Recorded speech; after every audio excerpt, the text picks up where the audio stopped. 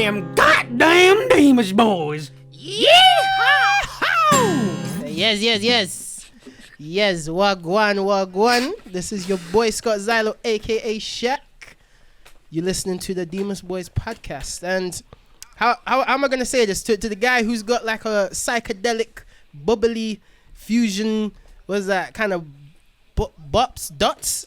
We got our boy Adam, aka Deemus. Howdy. Yes.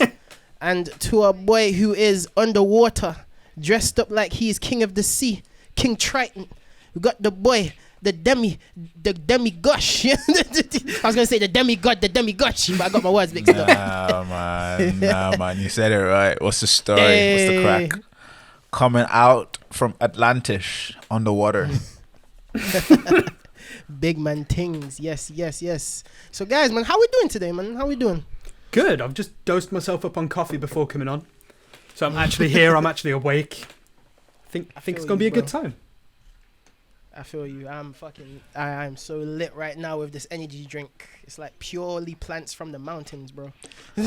I just exercised and ate some food. So I'm fully energized too. Had a bowl of veggies when we were saying the avocados and stuff.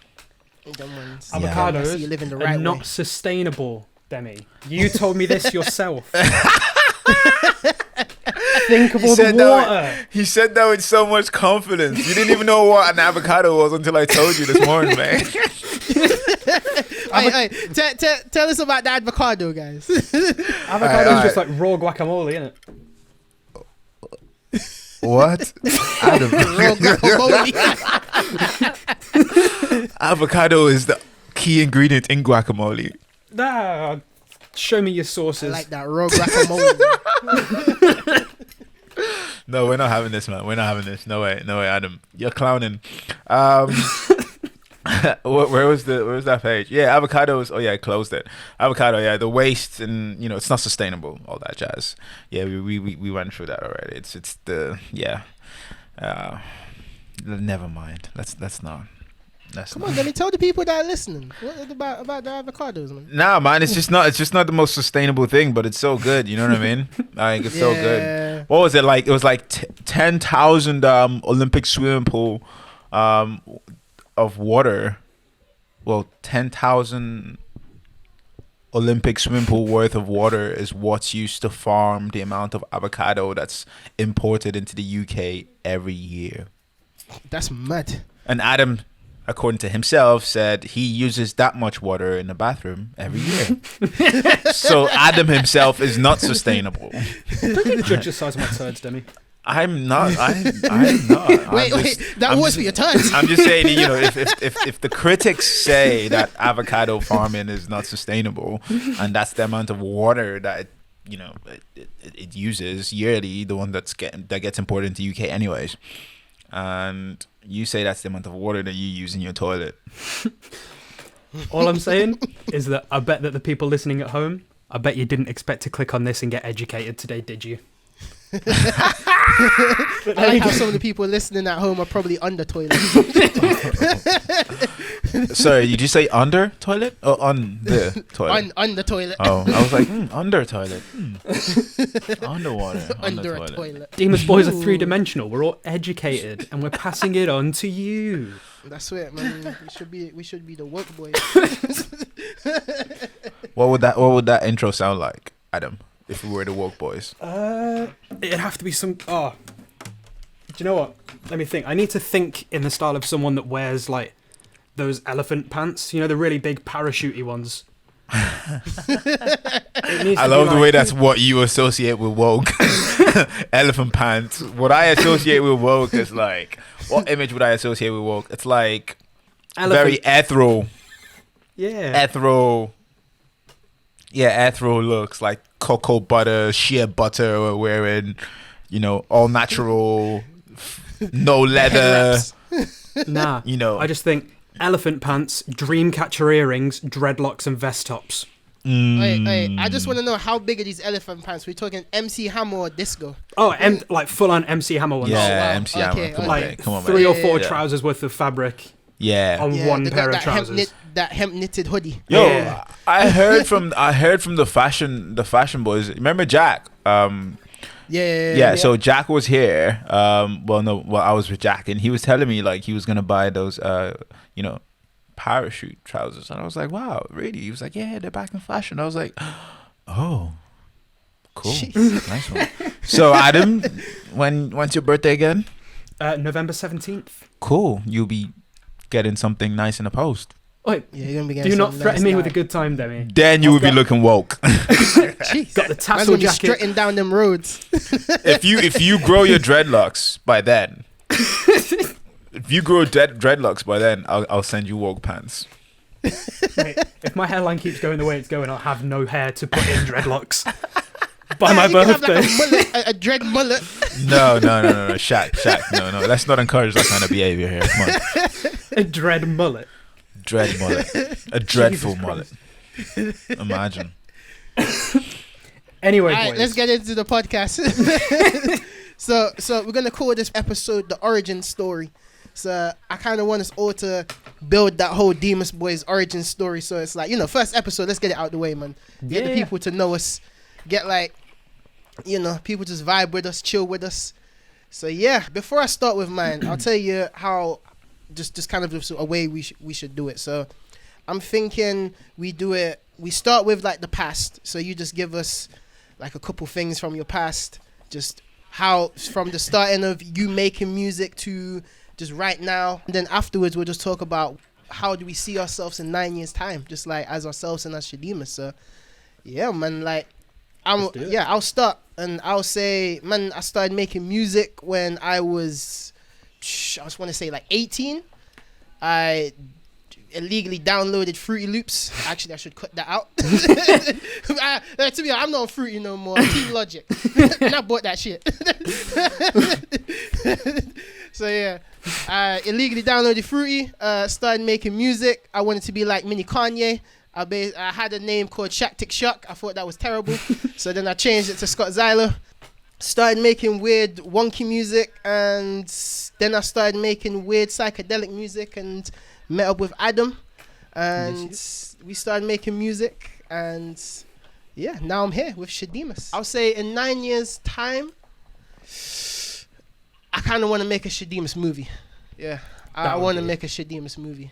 Even if it's not like an origin story movie. I'm just talking about we just make a fucking weird ass horror house movie, man. If you could cast anyone as yourself in that film, who would you cast as you? Man, I'll probably have Michael B. Jordan. What? I'll have Michael B. Jordan. You know what? I can't lie. I kind of want to cast myself as an Indian guy just to be weird. Dude, what's his name? Use Aziz. Yeah, I'll be Aziz. I'll just be the Jamaican Indian guy. Yeah. Aziz Ansari. I love that. Oh my god. If we were to do a Jamaica, if we were to do a Shadeemus film, it'd be so cool if we casted, if we like didn't do a typecast, like completely casted the wrong people. That's what a psychedelic film. That's what I would love. It's gonna be trippy. And then it turns out we were in different realms, and every realm we go into, we're just different people, different characters. If we're casting random people, I want Rebel Wilson to play me. Rebel Wilson. Who's Rebel Wilson? She's the one, the blonde Australian one from Pitch Perfect. Pitch Perfect. Yeah, she's a woman. Wait, is but that it's the fine. Hold on. I have to Google Rebel Wilson. I'm not up to date with current affairs, guys. I'm not. Alright, guys, we're just doing a quick Google search. Oh, her. Yeah, I'm gonna say either Rebel Wilson or Melissa McCarthy. Someone put a picture up here. My phone's dead, and I'm trying to turn it on. She's the curvy one. Should I say? In Pitch Perfect. Dude, I don't even remember what Pitch Perfect was. Alright, cool. It's the I acapella like film. how Adam's doing just a straight gender bend. Hell yeah! If we're doing weird stuff, if you can have, I think Aziz Ansari, he was Tom off of Parks and Rec, no? Yeah. Yeah, if you can have him, I want Rebel Wilson or Melissa McCarthy. I can picture Melissa McCarthy there holding the gold guitar with the glasses on. I'll let you guys suggest who plays me. James Franco. Oh, that's my guy. I definitely feel you as James Franco. Yeah, that's too much of a typecast. That's too much. Nah, that's too me. Let's do someone just messed up. Robert De Niro. Or Joe Pesci, the one that looks like Baby Yoda from The Irishman. Can you imagine? Sorry, if Robert De Niro was singing Desert Days, for example. Is she the pig? We can even do a Godfather accent. Oh, if we're going off of who would be great at singing it, Christopher Walken. If we're doing the singing, he's got to sing you. See the pink sunset, lift its veil, and you will find me here. Who the hell is... You're coming up with people's names that I have no idea who they are. Hey, we need to watch a Christopher Walken. I would actually kill to start a petition, GoFundMe or change.org. All of the people listening at home to get Christopher Walken on the next Shadeemus EP. Oh my god, imagine. I'm gonna Google it now. I'm gonna Google it now. Christopher Walken. I better not be disappointed at him. He is iconic. His voice, iconic. I love his voice, man. Oh, this dude. He played in the Seven Psychopaths. He played the what's it called? What's this version of like Christianity that's like like when you're Christian but you're like there's different type of Christianity. There's Orthodox Christians, there's like like Catholic and stuff. Well, no, not Catholic. There's another one which is like Amish? Protestant? No, not Protestants. It's like I every time I hear the name I think of oats. Oats. Yeah. I don't know, Quaker? Yeah. Quaker, there we go. Quaker oats. There we go. Quaker oats. That's it. I knew that brother had a religion. Yeah, he played a Quaker. And, oh my God. See how we got to the answer in the end?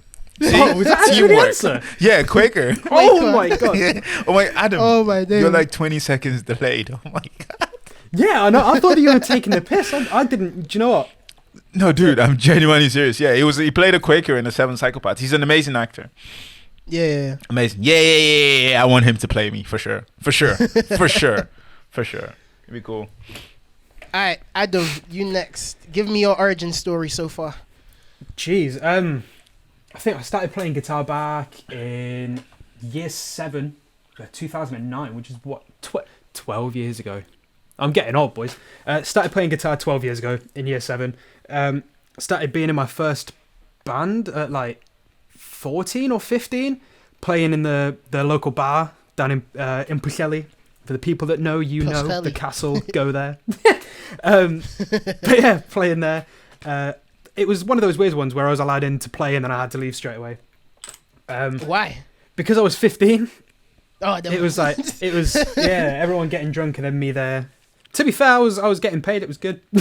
Then went on and did like some pop punky stuff, some metal stuff. Met Shaq in a coffee shop in Leicester where we both worked. And then what was it? We played at Ancestral Futures. That's how we met, wasn't it? I was your session guitarist for that gig at Ancestral Futures. Went down there in the November, met Demi. Demi absolutely killed it. We all got together, did Desert Days, and here we are. It's come a hell of a long way actually, from November to November even. Yeah. Jesus. It feels like forever, man. Actually, for a second when you said November to November, for a split second I thought we were in November. I thought this was November. Nah, but November's come and gone. We're in a whole fucking new year. Sorry, I don't know if we can curse. Can we curse? Yeah, it's our podcast, man. We can do what the fuck. Oh yeah, fuck yeah! Because I was like, yo, I need to be PG. Adam's looking there. Adam's like, shit, my mom's gonna be listening to this. Mom, I can only apologize.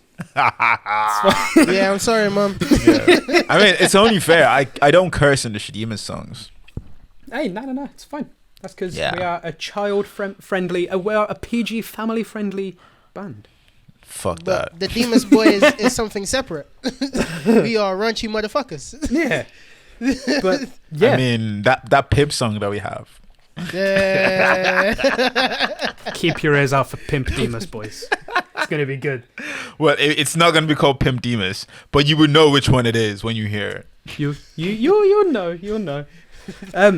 But yeah, basically it's been a hell of a shift in the past like 2 years since I've been playing, really, because up until I met you, it was just metal, pop punk, and that's pretty much it. Then met you, started delving into more of the jazz stuff, and now I'm a semi-jazz chord knowing boy. I guess it's a bit of a fusion. You a man. I am a man. Nearly in my Yes. mid-20s, mate. I'm getting old. But yeah, and then in 9 years, do you know what? I'm so bad at looking to the future. I think 2030, I would like to have a sustainable income from us, like have this be my job, like a house, and to I'd just like to wake up every day, and just be nice, just have it be a nice time. Do you want to be sustainable, like avocado sustainable, or do you want to be more sustainable than avocado sustainable? Oh God, that is a question, my friend. Mm. How many gallons of water does an avocado use each year? These are the important facts I need to know. Well, because you live in the UK, so we're going to talk about avocado that's imported into the UK. Yeah. 10,000 Olympic swimming pool worth of water a year. So by the time you're in the next 10 years, right? 9 years? Yeah.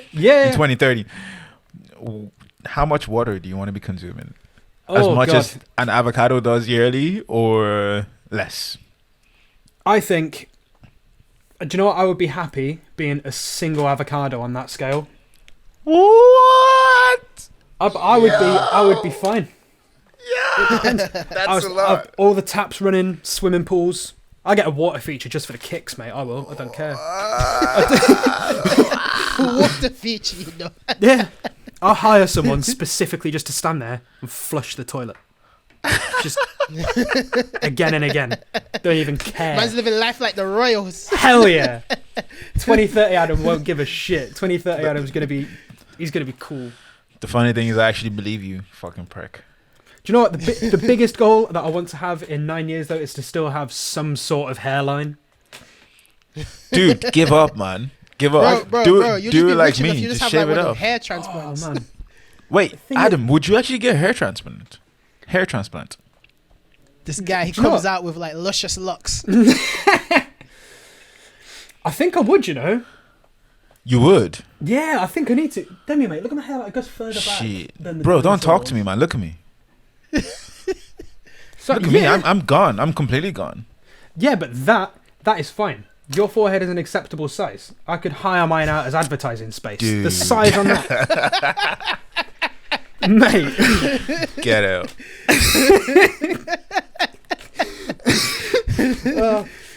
Anyway, Demi, what about you? Tell us your origin. I'm actually interested in this. I don't think I've heard your origin yet.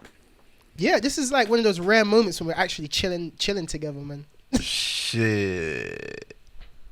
Oh man, why you put me on the spot now? I have to like actually go in. Fine. I can't just grace the surface like.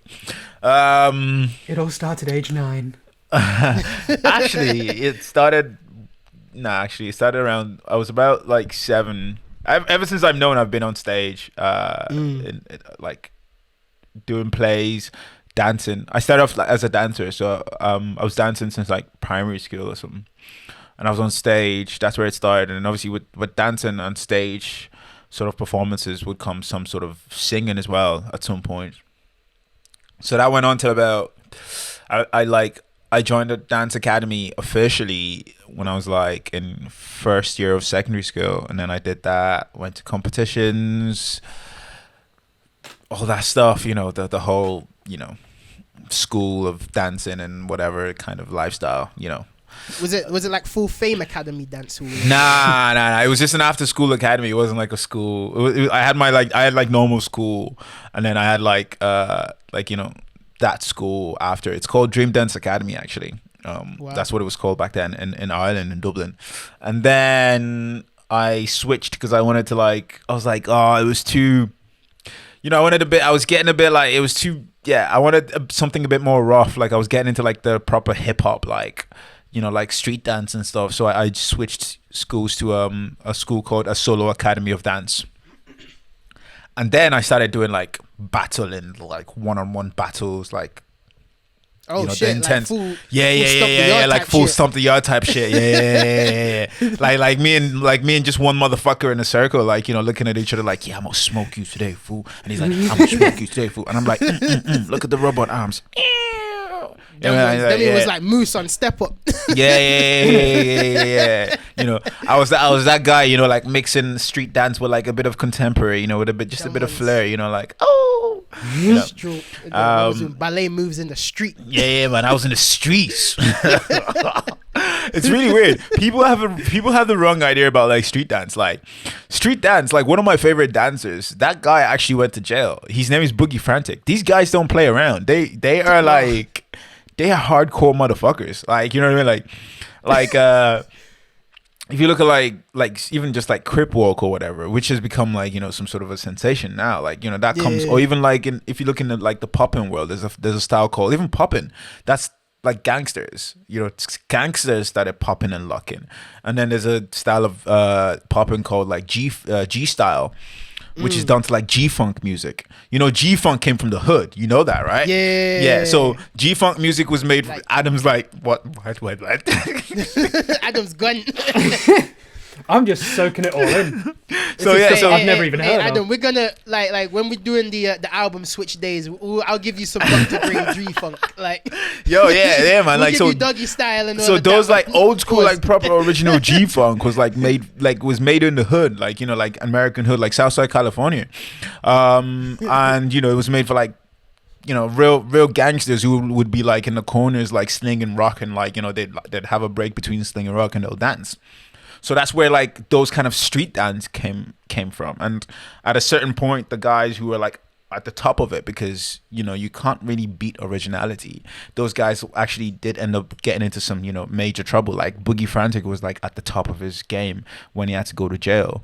I think he got caught with a weapon or something like that. So so it was really interesting to like have like a really realistic sort of experience and kind of have a bit more knowledge or in-depth knowledge about the history of dance, rather than like step up and the way we would have watched the Save the Last Dance. Because remember, I'm from Ireland and Dublin, you know what I mean, and we're doing like street dance, what we thought was street dance. And then I'd go to these competitions and like speak to all these like OGs, and they'd tell me like real stories, and I'm like, oh wow. So I think from there, like the whole dance culture was where I started to kind of like try to do some, started to learn that I can't just do things because I'm interested in them. I kind of have to like get really into it and know the knowledge, know the history of it, and have an in-depth knowledge about things that I'm doing, and be aware that it comes from somewhere, and that's where the whole thing about being original, or trying to have some sort of originality or some sort of a facade that's not false, like really being true to yourself in terms of your art anyways. That's where I started to develop that. And then I kind of just stopped dancing because I felt like going to competitions and like sort of battling, I got really spiritual. I smoked a lot of weed back then and did a lot of LSD, and it was like I was like, yo man, dancing is a spiritual thing, man.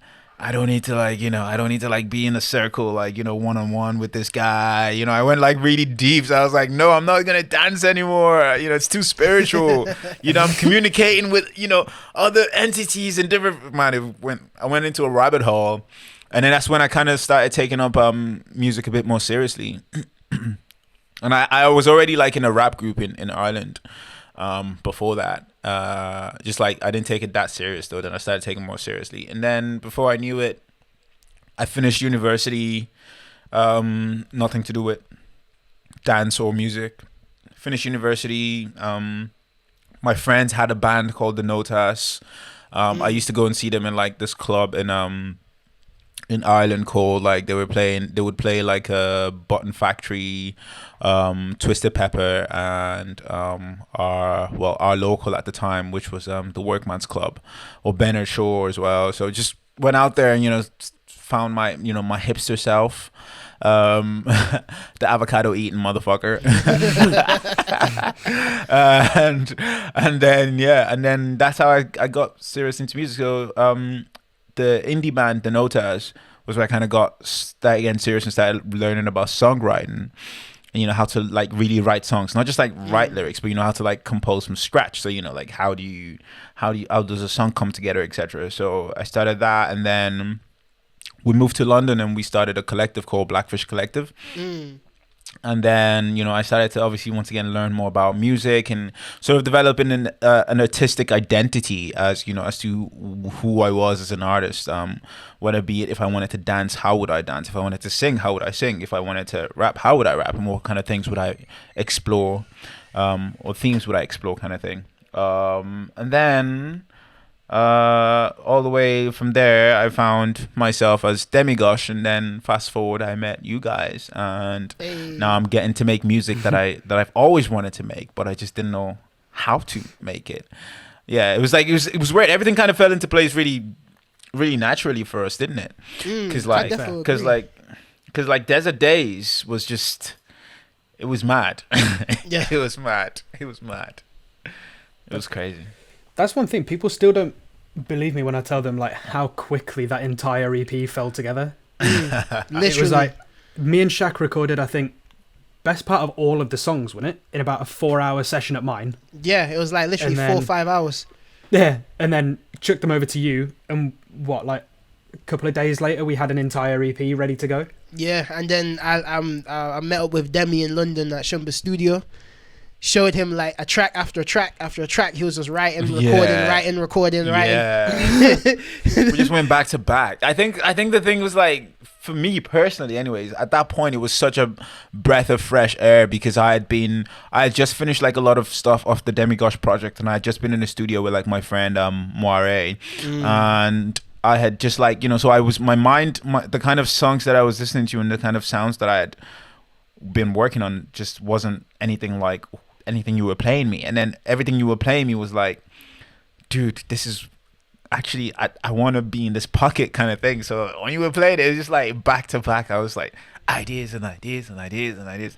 I think it was just like a combination of right moment, right timing, and right people. The timing was right for us because we all had the time to invest into it. Yeah. And obviously the people that are involved, us, we're pretty cool, easygoing people, and we get along with each other. And and I think the universe was just like, yeah, bam, bam, boom, boom, boom, here you go. I couldn't agree more, bro. Exactly like that, by the way. Bam, bam, boom, boom, boom, here you go. I heard that one. It's fully funny because it's like the 2010s. I was always telling people, yo, I want to be in a band. Yo, I want to make a band. Yo, I really want to have this whole band. And literally at the end of the 2010s, I got that band, man. So it's like manifest, man. The power of manifestation.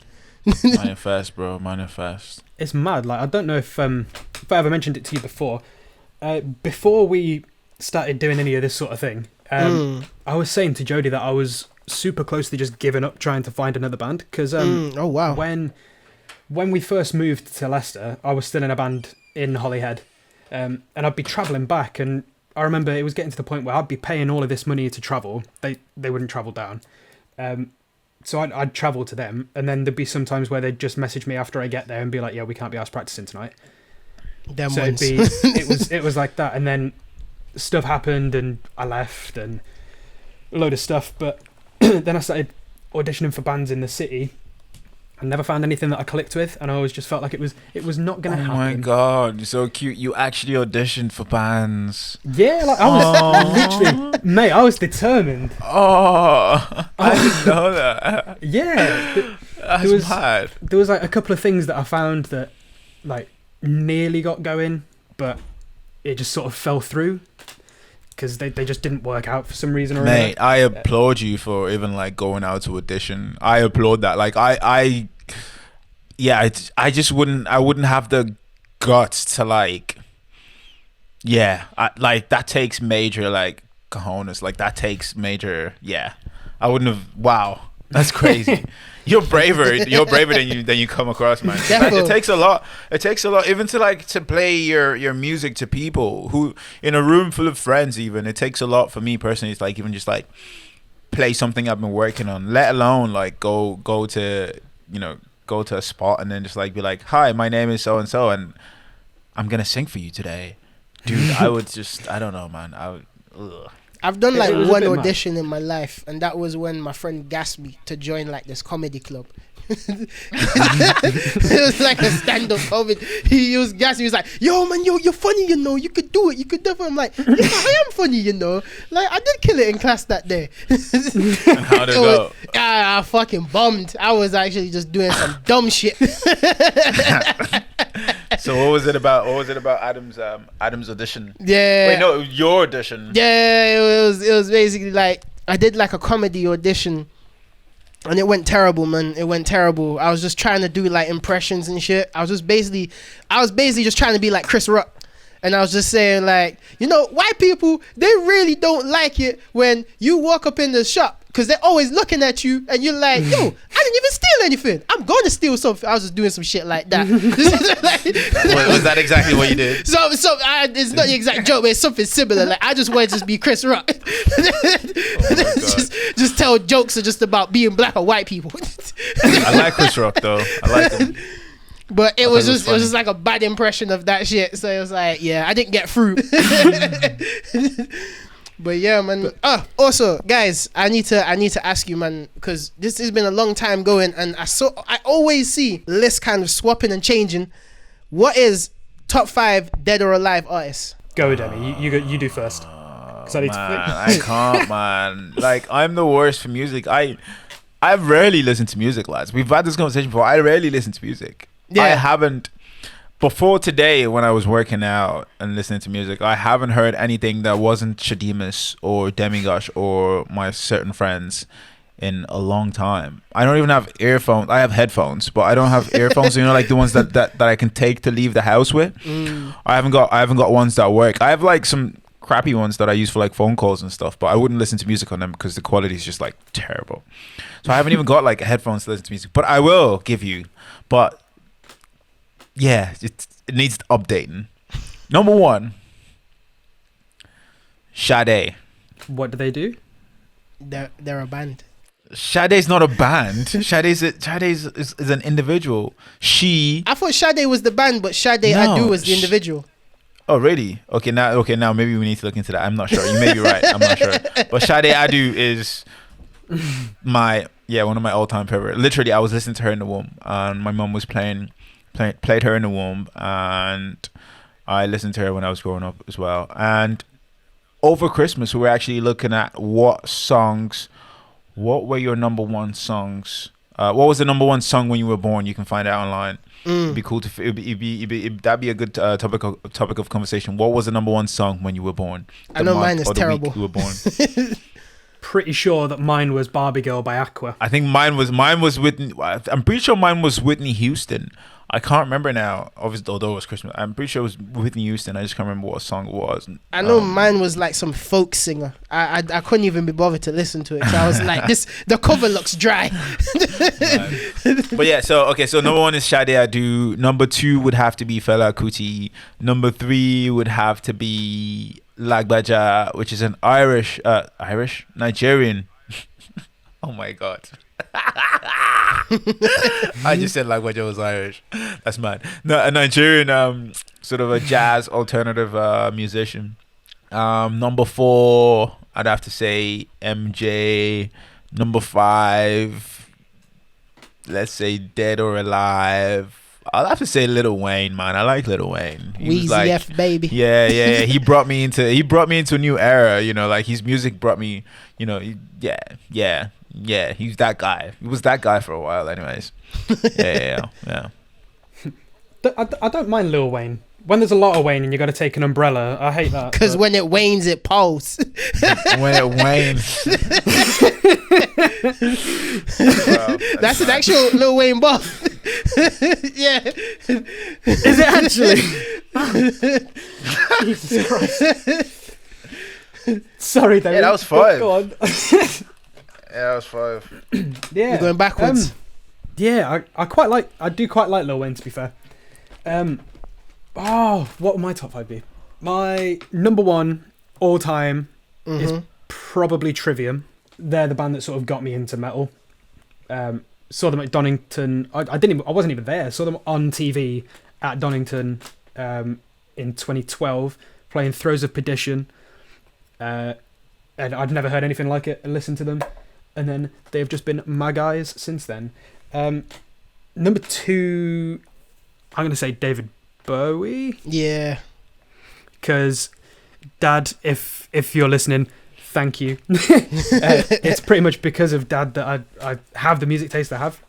He took me from listening to the Pop Party albums to listening to good stuff. Gone are the days of Lil Chris. You know Lil Chris. He was cool. He was back in the day. Wait. What did Lil Chris say? Because I'm thinking Hurricane Lil Chris. Lil Chris is the one that did chicken dinner. He was British, no? Yeah, he was good as well. Some 13-year-old kid just doing like absolutely amazing. Can someone Google where Lil Chris is now? Dead. Is he dead? Wait, what? Yeah, he's dead. Swear. Right, that Lil Chris is that dead. was dark. Why? How? Yeah. I don't know. I think it was an overdose. Oh, them one's Child Star. I could be incredibly wrong, but Yeah, he died 2015. Rest in peace, What did Lil he die Chris. of? There was a say. R.I.P. Lil Chris. But yeah, so it'd probably be David Bowie number 2. Then I'm gonna say AC/DC as number 3 Yeah. because I don't know if you remember. Do you know Tony Hawk's Pro Skater games? Oh, sick. Tony Hawk's Pro Skater 3 had TNT as the intro theme. And I remember I don't even know how old I would have been, little probably 10-year-old me running into my dad's room going, Dad, who plays this song? Then he showed me that If You Want Blood, You Got It live album. And Sick. that was just like, that was, you know, when you just see something and your whole perception of everything changes. That was that. I think that was a sort of like full pants moment where I was like, oh Jesus Christ, what have I stumbled into? That real Wonderland moment when your life changes, your music taste will never be the same. That was literally, I went from listening to stuff like when I was little, my mum will even like, what is the word, she'll even go along with this because she knows about it. She made a tape that was front to back, Man I Feel Like a Woman by Shania Twain. That is the only song that I would listen to when I was like 5. And I went from listening to stuff like that to listening to AC/DC. What happened between that? And then Falling in Reverse. Between that happened... Oh, what did happen? All of the Pop Party CDs. I pretty much lived on Pop Party CDs between like 5 and AC/DC.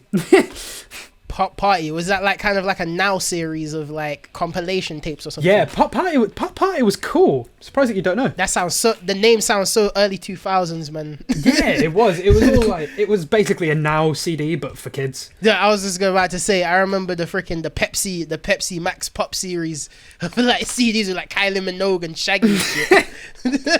Gosh, Yeah. Shaggy. Then Shaggy was cool. He was. Until he no longer was. Yeah, I feel like Sean Paul just took over Shaggy. Yeah, but even Sean Paul, where is he now? Like, No, Sean Paul's still active. Like Sean Paul's a zombie right now, bro. Yeah, I think Sean Paul's come back bigger than ever. Yeah, he's What? like I swear like last year he had a #1 song with like, what was it? I swear he's had #1 hits, Sean Paul. Yeah, he's been on like Sia songs and all sorts. Yeah, fuck I'm off, like, really? Yeah, in like literally, 2018. this dude you has not stopped being relevant since 1994. you would literally, he fell off for a little bit, and then in like 2018 or 2016, 2018, you would have struggled to turn on the radio and not hear China Paul at the start of a song. And a Shana Paul, Let me give it to. Shonda Paul. ring a ding ding ding, Shana Paul. But he was, yeah. This Sean Yeah, I Paul. swear he was like Baby just a girl. reggae guy. I got to stick to my girl like glue. That was a tune back in the day. Sean Paul like glue. Hell yeah. Get busy, turn off here when I do that. Don't tear. Oh shit! 1990 shitey. Bite the lemon. What does he even say? Because I always hear bite the lemon, farty, narty, sharty. Bro, to be honest, Shaw Paul's like one of those ones where it's like he has his own accent. Yeah, carrying on. Sorry, fell off there. I would say, where am I? Number 4, Falling in Reverse. And number 4, I've definitely shown you, Shaq. I think it's Losing My Mind by Falling in Reverse, because they just do a weird. You would probably like him as well, to be fair, Demi. They do a weird mixture of like rap, pop punk, and metal, and they're mad. Yeah, we love the mashups. That's it. Yep, fusion. If you like is the way mashups, forward. I'm going to put my number 5 as 12 Foot Ninja. And I encourage anyone, not even just you two, anyone that has not heard 12 Foot Ninja. That's the listeners too. To go and listen to 12 Foot Ninja. Listen to Coming For You. It switches from like metal to flamenco to disco back to metal, and has like it has like an 8-string break that it's just mad. It's sick. that whole band. But yeah, that's like my top 5 anyway, I think. What about you, Shaq? Alright, sick. Okay. For me, if it was up to me, I'd do a top 100, but I'm gonna just fly just my favorite artists out of just the barrel. So, number 1, rest in peace, MF Doom. He was like my childhood idol. I remember when it was literally up until my life for around, I think I was like 14. All I was doing was just listening to Kanye and just Biggie. And then I heard MF Doom and I was like, what the fuck is this? How is this guy rapping like this? And it doesn't make sense, but it makes sense. Yeah, ever since then, he just taught me not to give a fuck. Second person, Madlib, another guy, he just taught me not to give a fuck, because he just don't give a fuck with the samples. His audio quality is shit, but his beats are just fucking fire. Number 3, I'm gonna say Portishead. I can't lie, I feel when I was going through that emo phase in my life where I just didn't want to talk to no one, I just wanted to stay in my room and just try and make beats. I felt like Portishead just spoke to that in the edgelord emo Shaq. So I was like, yo, ever since then, the music, I just see every bit of their music in other music, and their style of trip hop is just fucking influential to me as a whole. What was that, number 3? Yeah. So number 4, I'm gonna have to say Jimmy the God. Like till this day, he still fucking flips my mind. I don't know how he does the certain, just even his live performances are just insane. Like he always does something different every show, and not one version of like Foxy Lady or Hey Jude is the same. Like it's, sorry, Hey Joe, not Hey Jude, that's the Beatles. And number 5, jeez, I'ma just say it, man. 50 Cent, man. Like, yes, being a kid. Yeah. Like 50, I can't lie. He was just that guy. I just wanted to be 50 Cent for a good portion of my life. I was even dealing sweets like I was dealing coke like 50. Bro, do you want to hear the funny story? Right, so this is the funniest story. So I didn't really used to listen to rap growing up, and I got my first rap CD as a gift, Chris Kindle gift. Chris Kinkle? Chris Kinkle. Kindle? Chris Kindle. What's it? Chris what? Chris Kringle. Chris I Kringle. can't lie, that's what I thought you were talking about. I have no idea. I have no idea what the fuck I thought you were talking that about a new flavor of Pringles. I was like, what? Dude, I have no idea what the fuck it's called. I know it's Chris. Do you know, like when something's like you're just scared to like get corrected. Obviously, once again, like I'm living like I'm African. Yeah. You know, so sometimes when I speak English, I'm just like, yeah, if you get it, you get it. If you don't, like, you know what I mean. Yeah, I feel you. So basically, so my friend in school back then, his name was Mark Ritchie, actually. He got me this Bulletproof CD, and I was like, what's this? I didn't know. I had no idea who 50 Cent was. It was like, I think I was in second year of secondary school, and I was like, rap was just like gangster rap anyways, wasn't like the thing, like no, like I had no idea. So he was actually my first intro to gangster rap, and then I was like, I never thought I'd like it, but then like, you know, like fast forward 2 weeks later, I'm getting ready in the mirror and I'm like, you know, I don't know what you heard about it. And many men wish that the like, you know, I just had this whole persona. I just had this whole like, you know, this whole new like, yo, yeah, I want to be this guy, man. Like, yeah. You can find me in the 50 club. Cent is so cool. Yeah. 50 Cent is so cool. I was like, what the fuck? How have I missed out on this whole thing? I can't lie. After I watched that movie, Get Rich or Die Trying, I was just like, yeah, I want to be 50 Cent when I grow up. That is a good film, actually. I was just like, yeah, I want to do that. I want to have my own Clang G unit. Shaq would have been a completely different kind of completely different human being. And part of me does wish I witnessed young Shaq. Yeah, young Shaq was just a rebel, man. Young Shaq. So I was gonna say earlier on, what happened was I had to get my tooth pulled out. Have a look. Oh my that's a Christ. big ass tooth. Flipping now. How the hell did they do that? Isn't it? Yeah, that's it's my what's it called? Is it one of your Wisdom? The wisdom tooth. Mm. And they pulled it out like a day after my birthday. Oh, happy birthday. And thanks, man. And that was the 17th of December, and I'm still in pain because the root was so thick and so deep that the guy had to like literally wrestle with my jaw to get it out. Was it one of those ones that you see in the cartoons where he had the pliers in your mouth, his foot on your chest? Like his foot was in my mouth. He had a plier in my mouth. He had one foot right there in my mouth, like, you know, like holding it back, like pushing it back, you know. Then he got the nurse. He was like, the nurse like spread my mouth. I was like, he like spread it. It's like hold it down. I was like, fuck. It was painful. Jesus Christ. So yeah, that's why I had to take the painkillers just there to numb it. Fair play. That sounds traumatic as hell. Bro, Christmas dinner wasn't fun.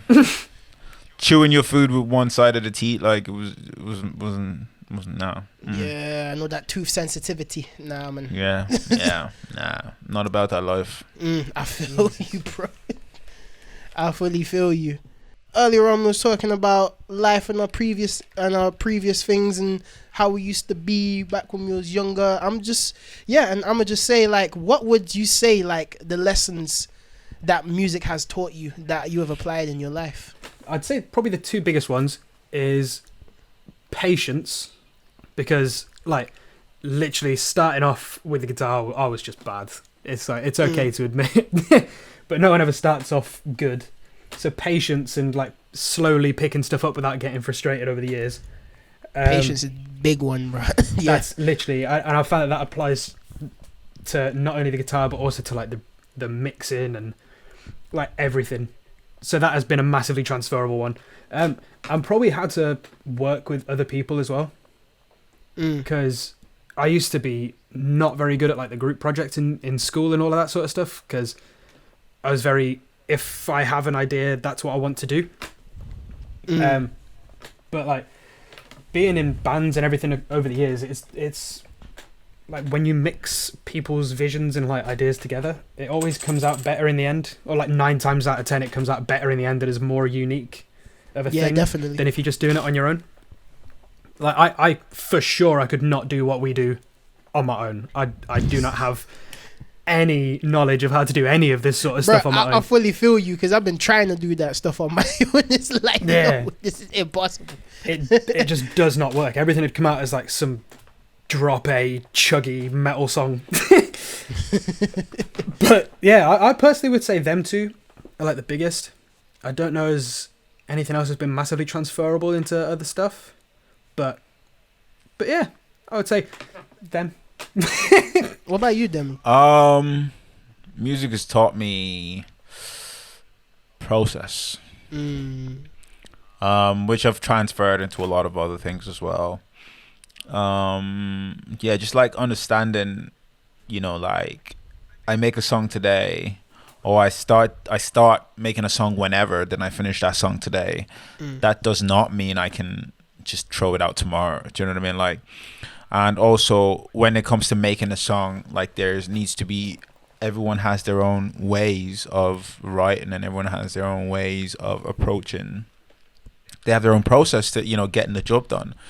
And it's understanding your own way, understanding your own process, because my process is different to your process. And and especially like, because obviously I was in the band and then I was in the collective, and, you know, we'd be in writing sessions, and, you know, it's just, it can get quite overwhelming, because, you know, some people's process, their process is just, you know, it's completely different to yours. And if you don't sort of recognize that and understand that there's a difference, you don't have to do things the way they've done it, and just because they've done it that way doesn't mean you have to do it that way, or whatever kind of thing. You know, it can, you know, you can become buried in the noise of, you know, oh, I need to do something, or I need to, like, you know, put something on the table, or I need to contribute something. But if you understand your own process, then you can just be like, it's fine, you can contribute whatever you want to contribute right now, but my process maybe takes me 12 hours to actually, you know, figure out what I want to say on a song. Or maybe, you know, or maybe I'm the kind of person where the first thing I say on a song is the best thing that I feel I can say on a song, and that's just my process. And that's, you know, just understanding how you work, and your creative process, and, you know, the way you get the job done. That's what music has taught me. And then obviously learning how to do that with you know, songwriting, I've applied it to every other, you know, majority of all the other tasks that I try to execute. There's a process to doing everything, and I just have to figure out which one works best for me, that allows me to get the job done without sacrificing my integrity, and without, you know, taking me out of my comfort zone. Yeah, I definitely feel that, man. Process of life, and just the process of getting things done while being patient, man. I definitely feel that too. For me, I would say a big thing for me, what kind of really opened my eyes, is just consistency. And just the consistency of just making music and just keeping things going forward, and just keeping things going. And just every day just laying that 1%, so it all just gradually adds up into that 100 or 100,000 of whatever you want to do. And yeah, man, applying that to my life has been really big. And yeah, man, music's a tough game, but at the same time it builds us into music men. yeah I remember when it came to a point where I was kind of having conversations with my parents, and you know, it's kind of like da-da-da, and I literally had to like come to the conclusion that, dude, are you ready to just go through this journey and, you know, understand that you're probably going to be broke for a majority of your life? I feel that in my soul. And the struggle. And you're probably not going to make any money that's going to change your life anytime soon. And will you be comfortable? Like, these are the questions that in conversation with my parents, these are the questions that that I had to answer. These are the questions that I had to answer. So are you comfortable with being broke for the rest of your life? And are you happy just not making any money? Would you say that was like a bus battle for you? What, a bus battle? Yeah, you know, like at a game, you always get those kind of like levels where you have to beat the bus, and it's always like the hardest freaking part of the level. And it's kind of like in life, you kind of have those bus battles where it's like, new challenger accepted. And then you just gotta be like, all right, cool, how am I gonna get my way through this?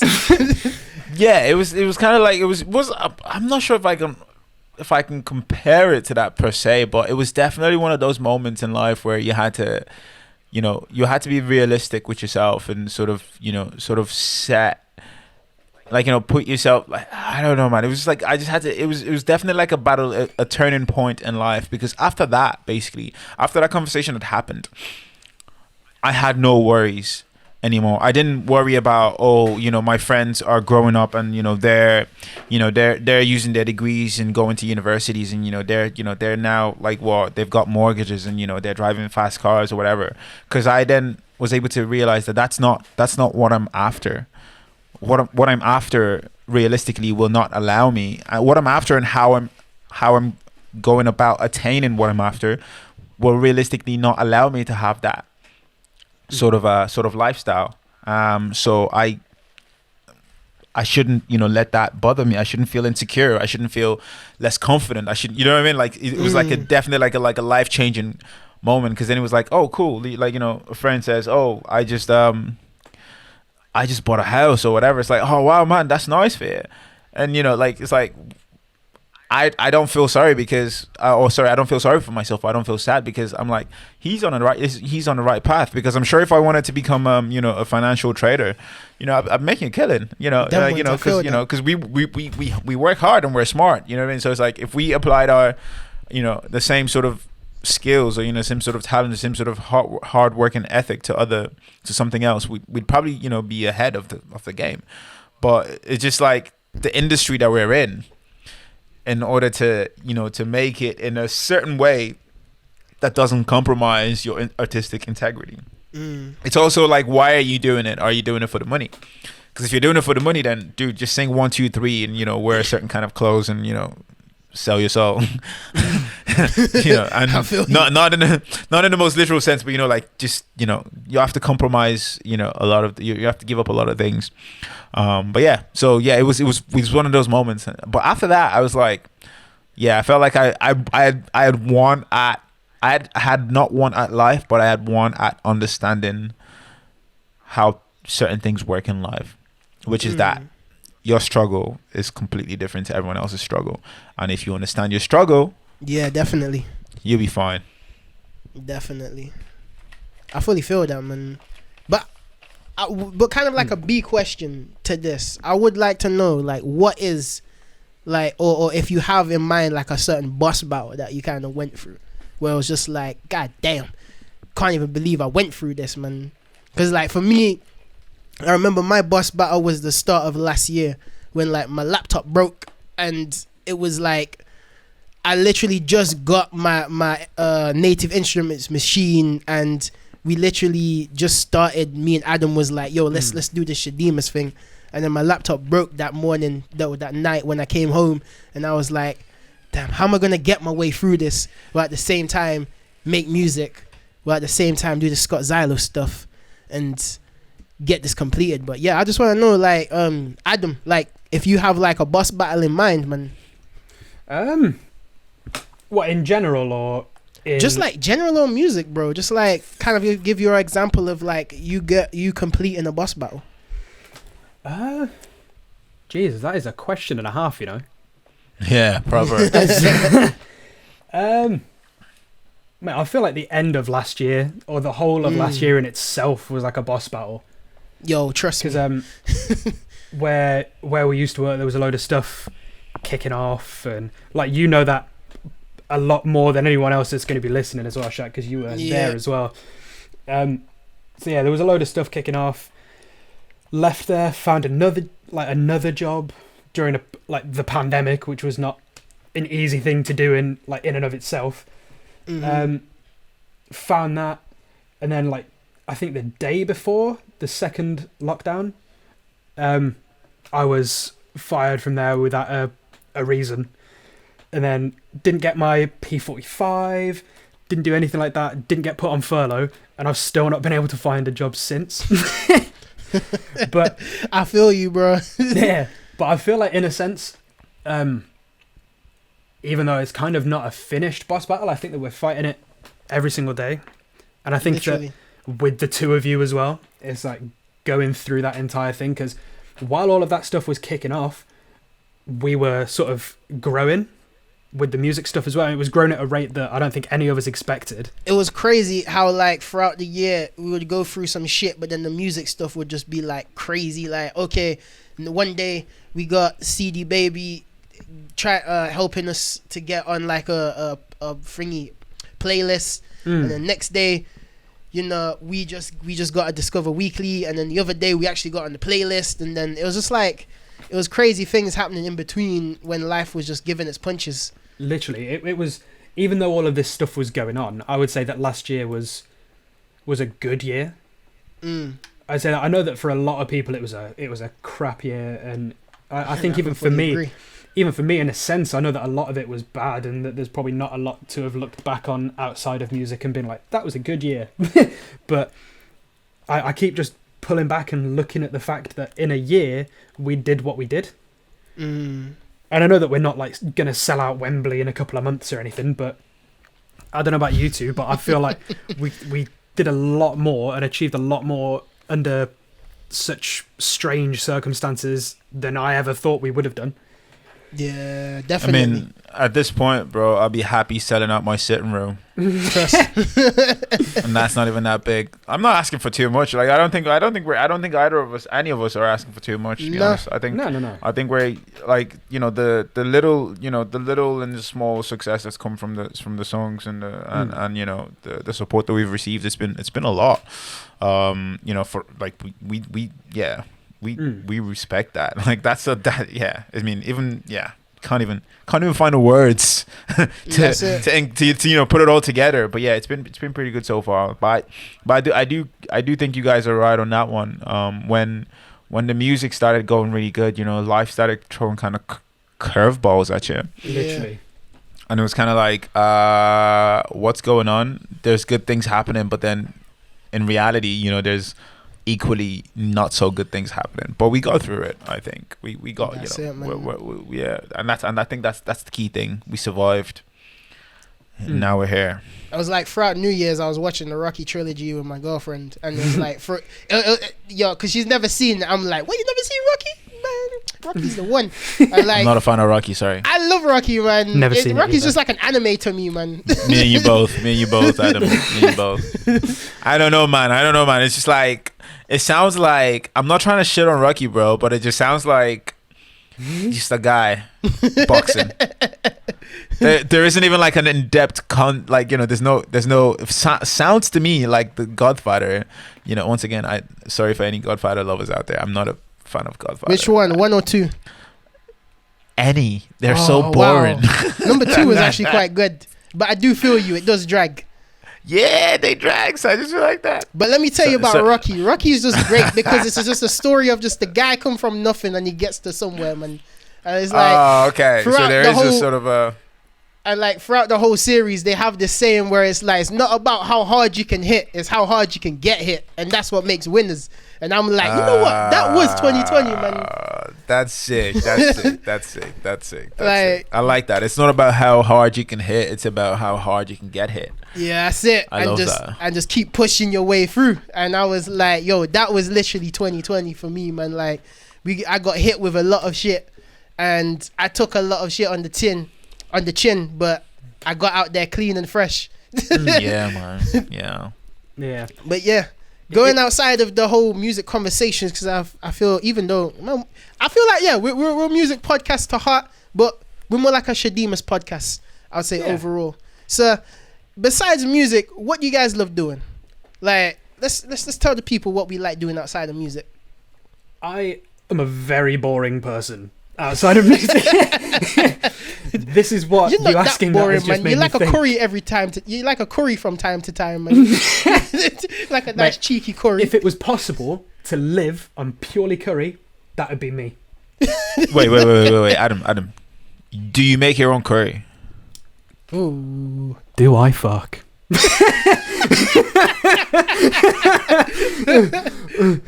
Why would I? Do you know what? I can't even make. Debbie's got hold that on. look of disappointment. Hold on. Where do you get your curry from? When I'm in Leicester, I go masalas. But whenever we're at home, like back in Wales, it's Rossi's and Amlwch all day, every day. Okay, Adam. Yes. When you visit me, I will make you the best curry you'll ever taste in your life. And I'm not even fucking Indian. But I will make you. What, you don't cook your own curry, Adam? I'm disappointed in you. I mean, I can, but I don't do it from scratch. Like, my version of cooking a curry is the same as my version of making a pizza. It's like, Putting it in the microwave. just, yeah.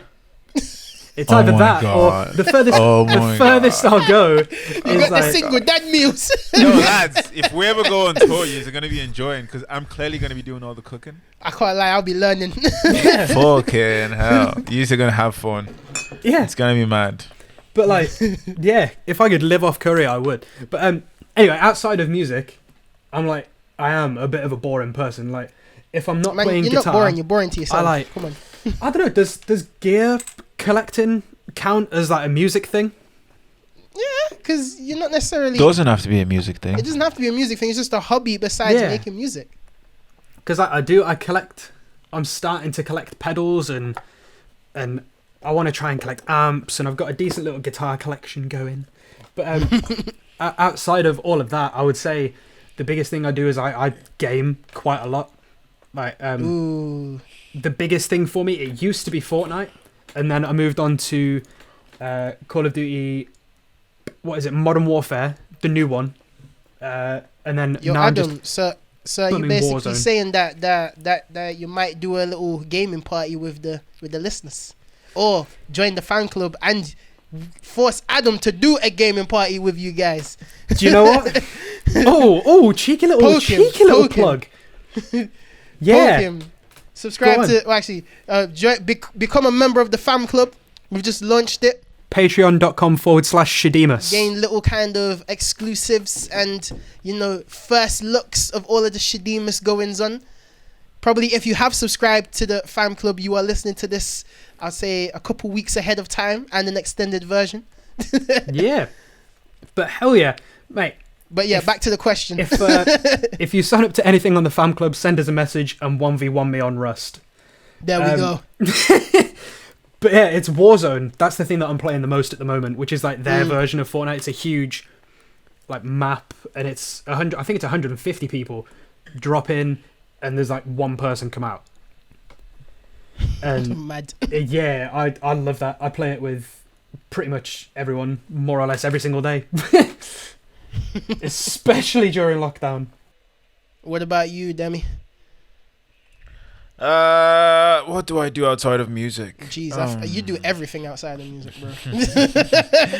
Yeah, I do. I do have I co-founded. I guess I want to say a creative company. Called Plug Sons that. of Craft, and yeah, so we do bits and bobs, from fashion to music to production, art direction, etc. At the moment, I'm working on casting concrete objects. So at the moment, we're working on a concrete candle. Wow. Concrete candle. Yeah. Yeah, concrete candle holders. Hold on, let me show you. I thought you meant the actual candle was going to be concrete. I was like, how? No. I mean, it's okay, hold on. It's not burn a actually cinder even block. candle holders. It's like the wax is gonna seat and is gonna sit inside of the concrete itself that we're casting. Oh So wow. it's like a cylinder that's gonna hold the can. Yeah, never mind. You'll see, anyways. Yeah. Yeah. So yeah, it's really cool to like be able to kind of get out. Like I said, I don't listen to a lot of music, and that's just a personal choice. I used to listen to loads of music before, but I just kind of stopped for a while. Like I got rid of my Spotify, Apple Music, and stuff like that. Rebel at heart, so I'm just kind of being rebellious and kind of Jeez, completely off the grid. Yeah, I'm completely off the grid, man. I only listen to our stuff, and that's because I have it on the phone. Lucky enough. So yeah, outside that I work out, I like to hike. Bit of a nature kind of lover. I love hiking. So I try to hike a lot. I try to go out and just get into the forest. I live by a forest as well, in London, so it's pretty cool. Yeah, next podcast we're calling you Nature Boy. Yeah. Oh my god. So I just If we're calling you Nature Boy, I demand that you woo after every single sentence. You gotta go After full Demi Ric makes Flair. a point, we gotta go woo. You gotta go full Ric Flair. you guys are fucking mad. But yeah, that's me. That's yeah. Outside of music, I do. Yeah, I also enjoy a good party, a good session. Yes, A good party. I imagine you to be a party person, actually. Yeah, I see you as the party person out of all of Dude. the boys. Shaq, come on, you know. Yeah, I do know. But I Drunk know, Shaq is, I know you can party harder. yeah, Oh yeah. literally though, Drunk Shaq is my favourite person on the planet. Like, there are certain people have varying levels that they get to when they get drunk. You get the emotional ones, you get the angry ones, and then you get the shacks who just, do you know what? I don't even think I can describe it. It's just I just want to entertain your night. It's just the funniest thing. Shaq becomes Chris Tucker. Pretty Literally. much. Oh, Chris Tucker and Chris Rock once he gets drunk. But yeah, what about you, Shaq? Me, what do I like to do outside? Man, I like to just watch movies. I like to watch The Mandalorian. I like to... Me too! Adam, we need to put you on The Mandalorian. It is freaking sick. Bro, come on. Do you know what? I've I never am seen on it. season 2, episode 6. Which one? Season 1 or 2? Season 2, episode 6. I need to finish season 2. All I know is wait, there's a what special season are you reveal on? at the Season end. 1? I'm on season 2, but I think the season last 2. episode I had was where was it? They with Ahsoka when she popped up. Ooh, I see. Yeah, that was a cold episode. Stay away from spoilers. But yeah, Adam. Also, people listening, just go Adam Guitar on the Instagram. Tell him to watch Mandalorian. If we could get enough people to tell this guy to watch Mandalorian, he already has Disney Plus. For God's sake, that's the thing. Wait, Adam, you have Disney Plus? He has Disney Plus for a year. Bro, you've to send me your login, man. Please, thanks. I forced Jody to watch the entire like Star Wars saga in order. Bro, like you're gonna love the Mandalorian. Bro, if you like Star Wars, then you're not watching the Mandalorian. What's wrong with you? The Mandalorian is better than the new free Star Wars. Actually, that's what I need to do. Like, I need to watch the Star Wars, all of them over again. Mate, 7 to 9. Just don't even bother. 7 to 9, isn't that like Phantom Menace and freaking the last one that just came out? Nah. 7 to 9 is the all the ones with Rey and Finn. Oh yeah, that was terrible. Wait, man. the prequels. Right? No, I'm taking a stand right Here here. we go. I don't care who listens and what anyone says. Right? The prequels are better than the original ones. No, are you mad? No, we need to save this for another podcast, man. Adam, because you're crazy. Adam, yeah. Get out. You're crazy. Yeah. Damn, we've actually gone over the 2-hour mark. God damn. Good luck editing this. I'm fine with editing this. I'm probably going to listen back to this, man. But yes. I'm gonna just say, any other questions anybody wants to add before we tune this out? No. No, cool. Happy to say thanks for joining us for the first installation of the Deemus Boys podcast by Shadeemus. It has been a real pleasure going through our journey and obviously how we got to here, and also just the journey that we've been on since we released Desert Days and up to now, and then knowing what's in store as well, and obviously the support that we've gotten from people that's keeping us going as well, and listening to the things that we're about to release. I'm just like, wow, I really appreciate the fact that we have people who have really gone out their way to show us that they care about our stuff, and they've really supported us in their own way, and also just looking forward to sharing more with everyone. So yeah, man, it's been a great first podcast. I don't know how you guys feel about it. I can't lie. I've loved every moment of it. Sorry for cutting you off. I think we hit the nail on the head now. Yeah, it's been fun. I've loved this. I kind of wanted this podcast to just not really be a podcast, just in like a experience for us to just bond, and experience for all the Shadeemus fams out there to just vibe with us, man. Enjoy this while you're cooking, enjoy this while you're on the toilet, and enjoy this on the way to work, man. I'm also Adam, sorry. Any last words? Yeah, I was just gonna say that if you haven't already, head over to patreon.com and become a member of the fam club. Yes. Literally starts from £2 a month, and yeah, we're constantly interacting and all of the good stuff. Get in touch with us on there. That's where we will be doing like polls and stuff on topics for the podcasts and all of that good stuff. I'm gonna just say shout outs to Adam's dad. You got the first shout out on the first ever podcast episode for subscribing to the Patreon. You are a real bad Go man. on, Dad. Get in there, Dad. Oh, we love supportive fathers. And We I love could 'em. just see Adam's dad being, that's my fucking son, that is. Right. But in the Welsh accent. In the Welsh accent. Probably even speaking Welsh. Say for starters, my dad is not Danny Dyer. Imagine if your dad was... That would be an incredible sitcom. I don't know if that was that Danny Dyer or was that an Idris Elba accent? That's trying to be Danny Dyer, but I can't do good accents, bro. Nah, my Not dad's my from fucking Birmingham. son. What? Your dad's from Birmingham? Well, Tamworth. Is he from Birmingham? Sorry, Dad. a We've Brummy. entered the talking about you phase of the podcast now. Enjoy this. Oh, sorry. Uh, Actually, you- no. I don't know. Your dad might be a bad man. I don't want to. Hey, Nah. Don't want to. Ian, I'm gonna just say I love you. You have incredible taste, and I've been telling you that. I really want to meet you. Well, I feel like this is an online dating thing, and you and my dad are just gonna cuddle. He has great Imagine. taste. What can I say? Imagine, Adam. Can you kindly set your dad up on a date with Shaq, please? A man did. date We go where to they just Nando's have together. a conversation, drink beer, and talk about favorite music. Dad, next time you and Mum come down to Leicester, we'll just leave you and Shaq in the room, and then you two can just have a little spoon and sesh while listening to Bowie. That's it, man. We'll do a first date. We'll go Nando's together. I'll record it. We'll talk about Bowie, and films. Amen. Amen to that. But yeah, thank you to everyone that's listened. Thank you to everyone that has supported us for the whole of last year. Yeah, I know that I speak for all three of us when I say you are the real ones. We love you. Amen. Amen.